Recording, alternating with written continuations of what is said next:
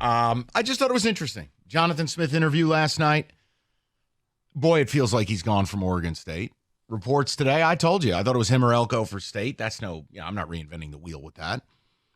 And now you kind of put two and two together and you go, you know what? Couple reports now, he's number one on State's list. When you look stylistically, the brand of ball that they play fits the Big Ten. The problem? He's got no attachment to it.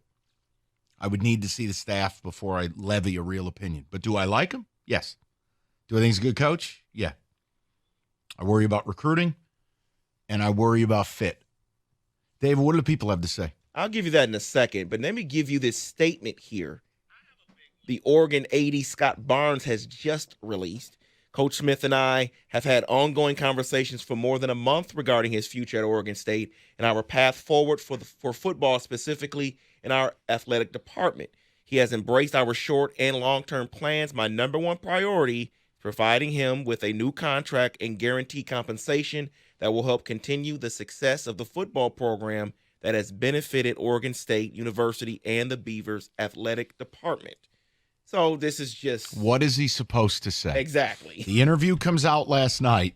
Well, I pay my agent a lot of money. He better be figuring out what's out there.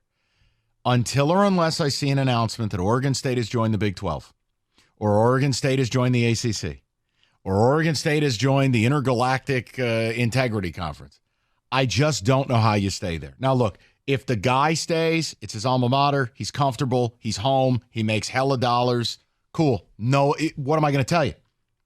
But if he was going to stay, you're going to put the speculation to bed, and you're going to say in that interview, I'm currently working on a new deal. I'm not going anywhere. Lance Leipold got on radio down in Kansas and said straight up, this is me and my wife's last job. We're happy here. This is it. He didn't do that. I feel terrible for Oregon State. I hate the fact that Michigan State might play a role in the further destruction of that program. I can't imagine, all jokes aside about my program being dead, I can't imagine my program essentially becoming 1AA through no fault of our own, that we got left behind, that we got screwed, that all of a sudden we supported the Pac-12 and everyone left without us. Like, that's terrible. But if Jonathan Smith has designs on being a major college football coach, he's got to get out of there. See, and that's the thing. For fans out there listening to this, wondering, oh, well, it's hard to pull a coach. Yeah, but this is a different dynamic that has never happened before. This is unique. So what does a guy do when you say, yes, I love Oregon State, but we don't have a home? My man, there's only 3 jobs available right now. There'll be more. There will. But the 3 jobs right now, I mean, none of them are exactly a slam dunk fit. College Station, Texas, Starkville, Mississippi, or East Lansing, Michigan, for a guy who's from Pasadena and has lived most of his life in the state of Oregon. I get concerned about it. I think in Michigan State, I've told you, the biggest turn on for me as it pertained to Urban was the fact that my coach was going to hate Michigan every bit as much as I do. What the hell does this guy know? See, that's where I get scared. Yeah, but then someone else is texting this in as well. This might be a factor. Does it matter at all that Jonathan Smith has experience with the new teams coming into the conference? Now, does that matter? That don't play a role. Okay. I mean, I'm not being a Richard about it, but no, that don't play a role for me. Go ahead. Jonathan Smith could bring new recruiting grounds and pipelines to Michigan State, and if he wins, it would be easy to reconnect the lines to Ohio and Pennsylvania. Guys, he's got the number 82 ranked recruiting class at Oregon State, all right? What pipelines are you offering?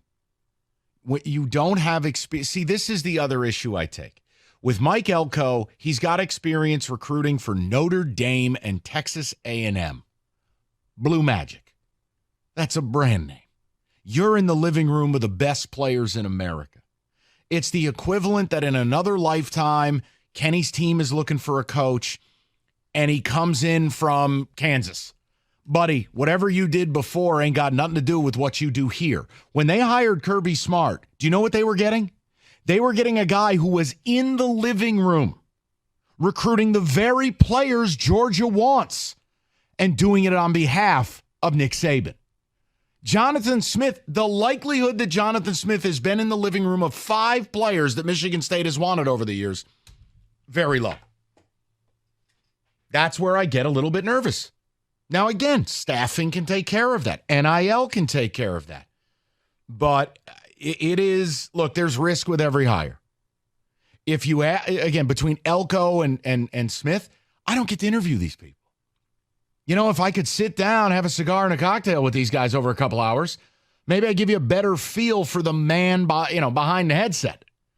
I tell you what I know about them. Having watched and listened to a lot of Jonathan Smith, he's quirky. He's quintessential West Coast. Versus Elko, more business. More you have one job to do type guy. Doesn't mean he can't work, but I'm not going to throw a parade. I gotta see what's going on here. If Jonathan Smith is the coach, my word to MSU fans would be patience.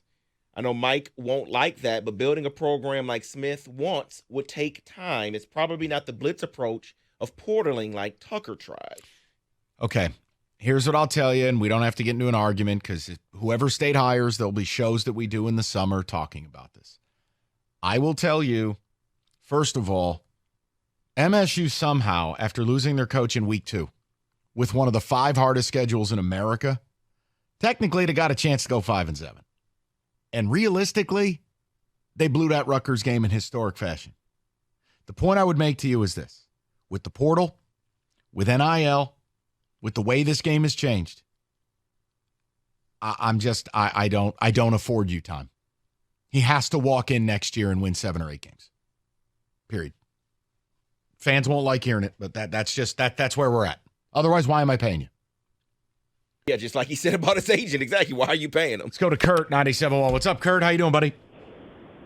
Good. Hey, Mike. I think Elko or Jonathan Smith would be a good hire. I'm leaning towards Smith, but agree the concerns about recruiting. My hope is that maybe D'Antonio can help him make some contacts. I don't want D'Antonio picking staff, shout out Jim Bowman. But I think it could work.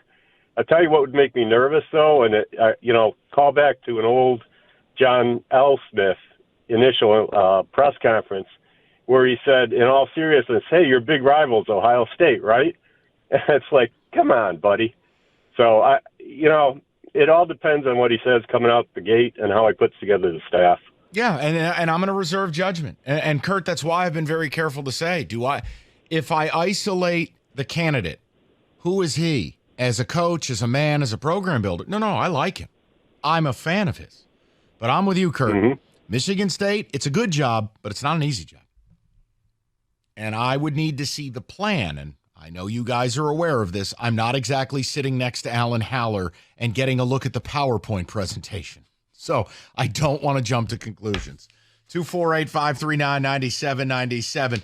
David, what do you want to do next? Do you want the football today or do you want to do the Thanksgiving fun? Let's do some Thanksgiving fun. All right. Roberto with what is it? The Caucasian's Guide to Black Thanksgiving? Is that what Roberto's bringing to the table? Yeah. Okay. Let's party.